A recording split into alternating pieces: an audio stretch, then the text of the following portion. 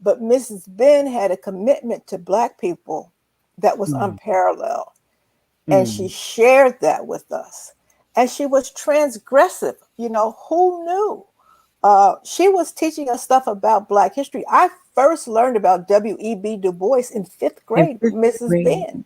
that's And amazing. she would have one of us stand guard at the door when she was teaching this stuff.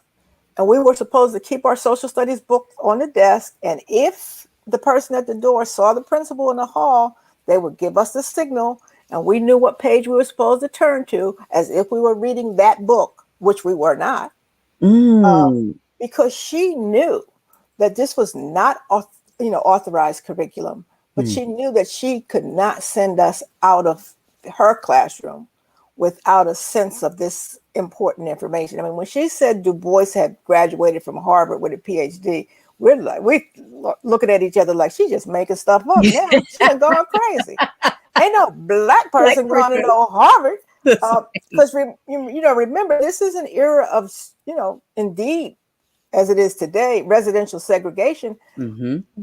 I'm a baby boomer, so there were lots of us. It's probably 700 kids in my elementary school. Oh We wow. only had one white family, Mm, one, and they mm. were incredibly poor. Now we have white kids in the neighborhood, but they all went to Catholic school. School because they had So money. here is Mrs. Ben saying, I cannot let these babies leave here thinking they are nothing, thinking they come from nothing. Nothing. And I just credit her for that.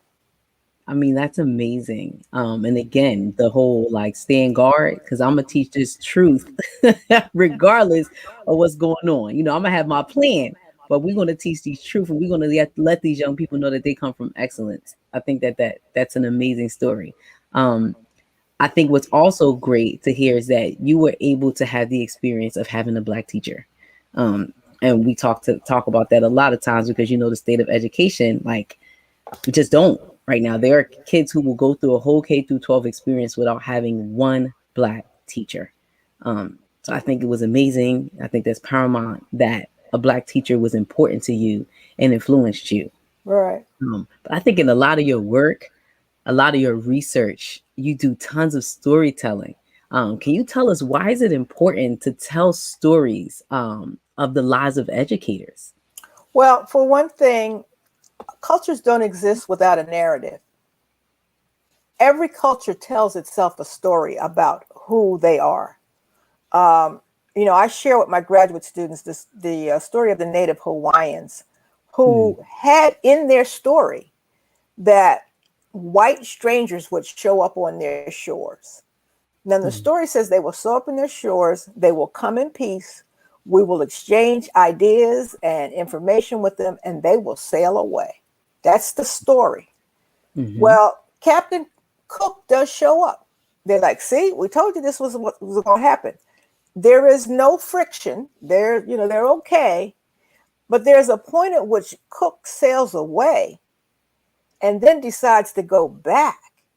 And so when he goes back, they kill him because they're like, man, you're messing up the story. The story's not supposed to be like that. Hmm. The story is that important. So what's the fight that we are seeing about curriculum right now? It's about which story gets told. So Mm. I don't think you can catch people's attention without a narrative. Even in the midst of COVID, we are more drawn to the stories of Yes. people who have Yes. struggled than the numbers. Now, the numbers, that empirical data is the reality. But, I can't get my head around 600,000. What does that mean? You Mm-hmm. know? But when you tell me the story about a bus driver who went every day, who did this, who tried to take care of his family, and he caught it, and he spent 27 days on a ventilator. I mean, now you got me. So human beings are drawn to narratives, and I don't think that my work is in any way different, except that I just kind of highlight the stories. I've got the empirical data, um, but Mm-hmm. I think the stories are much more powerful in grabbing people's attention and speaking to a broader audience. Yes. And why do you think this technique is very specifically important for Black educators? Why do we need to tell their stories? Well, and I think a big part of our culture, because we were denied access to literacy Mm-hmm. is that we've carried the culture through the through what Henry Louis Gates called orature. So there's literature and there's orature. Can you tell the story? The most revered people in our culture are, quote, people who can talk that talk, people who can speak. So yes, Martin Luther King over Ralph David Abernathy. You Mm, know, Dr. Abernathy is, his credentials are as good as anybody's, but he didn't have the way to talk that talk.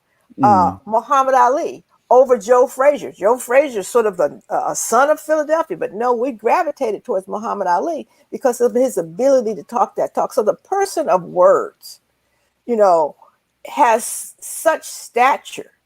You know, go into a black church. Trust me, the church will not exist without somebody at the center who can really talk.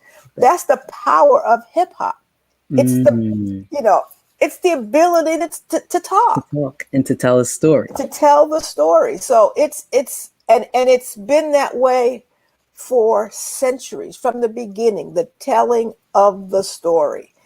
Every place I've been on the continent of Africa, I have encountered the storytellers. And the thing that's interesting is once you get there, they find a way to weave your story into their story because they have to explain you. It's like, where did she come from? So Um, now let me tell you who she connected to and who she looked like and who she, you know. And so the telling of the stories are important. Most of us remember our elders, not just based on what they did or not even who they were, but what were the stories they told us? yes. What did they say? Mhm. Everybody points back to, I remember what my grandmom said, or I remember my grandfather said, or my family mantra is X, Y, and Z. Exactly. Because Exactly. like you said, the auditory language, what we're speaking. Agree 100%. Now let's get to the topic that everybody came here to listen, like to Okay. hear about. Why is culturally relevant pedagogy so important? And why is it important to teach in a culturally relevant way? So, let me just back up a little bit. Hmm. I recognize when I got out of graduate school, since, sometimes people think, oh, this is work you did at graduate. No, no. I was finished at Stanford. And Mm, I began asking a different question. Instead of asking what was wrong with the kids, because that's really all that I had been inculcated with as a graduate student. These kids don't have parents who speak to them with enough vocabulary. They hmm. don't have enough toys. They don't, That's just a litany of what was wrong with the kids, deficit based. Yes. right? Uh, so I decided to ask the question differently. And my question was, well, what's right with the kids? And what happens in a classroom where the teacher, the students, their parents, and the community get it right?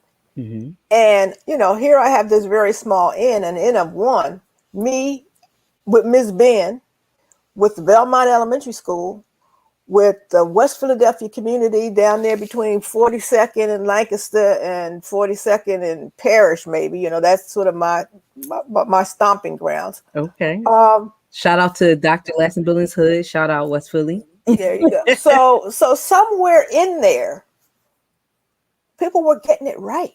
Hmm.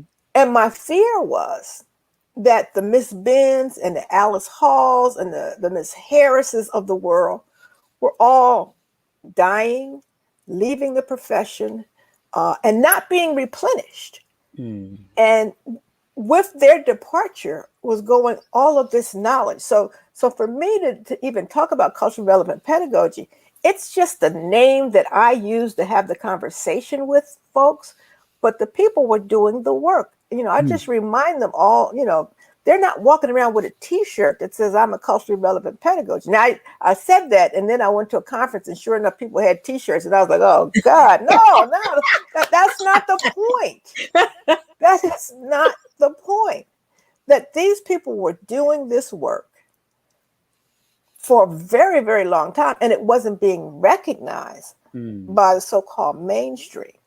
So I just wanted to make sure that there was some documentation of the work, excellent work that teachers were already doing, Hmm.